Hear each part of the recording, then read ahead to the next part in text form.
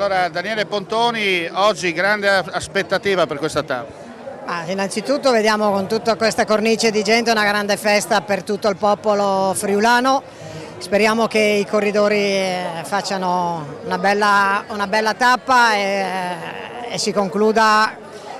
questo giro nel modo migliore per la nostra terra. Quindi in bocca al lupo a tutti e grazie ancora a tutti quelli che hanno lavorato e collaborato per questo evento,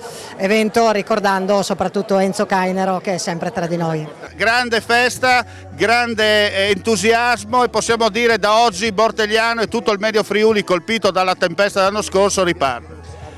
Mortegliano si meritava una giornata come questa, perché l'anno scorso ha subito un evento catastrofico che ha lasciato un po' tutti sgomenti,